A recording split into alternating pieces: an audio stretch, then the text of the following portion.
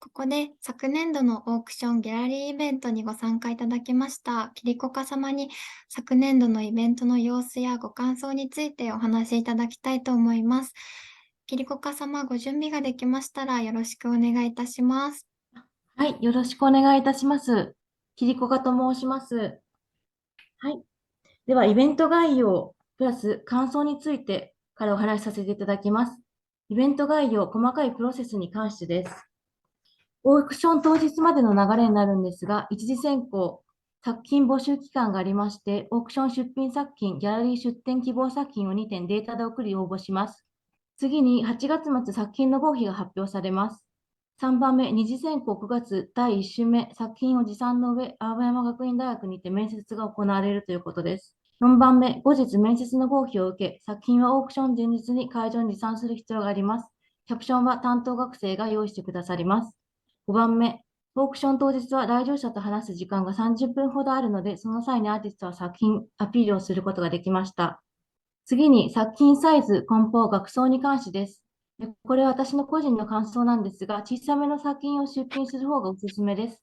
応募作品サイズ規定は先ほどありましたかと思いますので、ご確認お願いいたします。2番目、落札ではオークション後、作品をアーティストご自身に送る必要があるため、梱包は事前に丁寧にしておくことが大切でした。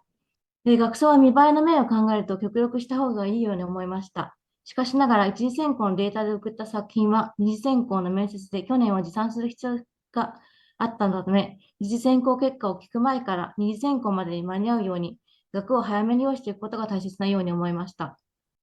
次に、作品説明に関してですが、作品の説明を応募時やリクルート班との面接、オークション当日にはご来場者様とのお話の中で必要する必要があるため、作品説明は必要でした。右の作品を例にとり、作品説明について少しお話ししたいと思います。右の作品は感情や風景を色で表している作品です。青の部分は海、緑は新緑、オレンジは太陽、ピンクは幸せな自分の感情を表しています。真夏に見に行った時の夢のような時間の経過を表しました。これは余談なんですが、私の場合、作品説明を資料を行う時もあります。その方が作品について伝わりやすく、画廊で売りやすかったという傾向もありました。では、オークション当日に関してなんですが、まず作家担当者が作家説明及び作品説明をお客様にしてくださります。次に作家本人が登壇し、作品説明をします。去年の感想になるんですが、今までの経験の中に特に経験になったことをお話しさせていただきます。オークションという一つの舞台のような独特な緊張感がそこには存在する中、自分の目の前で作品が旅立つ瞬間を見ることができる楽しさがそこには同時に存在していました。また何人かのパドルが上がってご購入までに競争していかれる様子を間近で見られたことも良い経験になりました。オークションはギャラリー販売とは違う独特な空気感があり、一瞬の物事が放つ高揚感を味わえるのもとても魅力的な経験になりました。玉山学院大学の学生とやってよかったことなんですが、まずは知らなかったことへの興味、好奇心、追求心が素晴らしく、謙虚さ、真剣さ、まっすぐな心に触れ、私自身が初心を思い出すことができました。2番目、作家紹介、作品説明に対して文章をまとめ上げる力に優れていて、当日オークションに来てくださるお客様へ分かりやすい説明をしてくださるのがとても良かったです。3番目、作品説明を家で何度も練習してくださっている様子が伝わり、準備をしっかりしていただいていることに助けられました。4番目、スピーディープラス丁寧な対応をしてくださるのが良かったです。昨年度のイベント会場の様子なんですが、アスタジオで行われまして、会場は青山学院大学近くの東京都渋谷区神宮前5丁目にあり、とてもいい場所にありました。去年の来場者は30名ほどで絵のアピールをしやすい雰囲気がありました。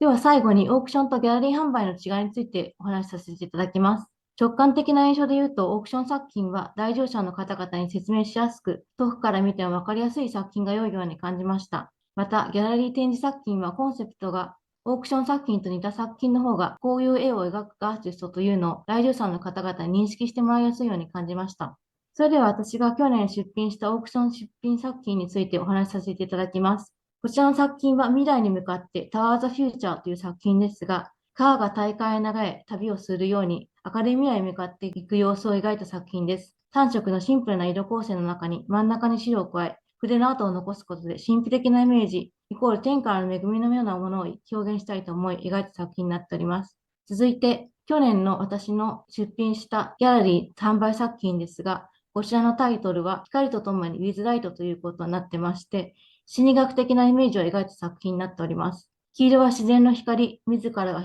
発する光、周りから受け取る光の憧れを描き、緑は草原のような自然の光景をイメージし、描きました。以上になります。ご視聴ありがとうございました。リコカ様ありがとうございました。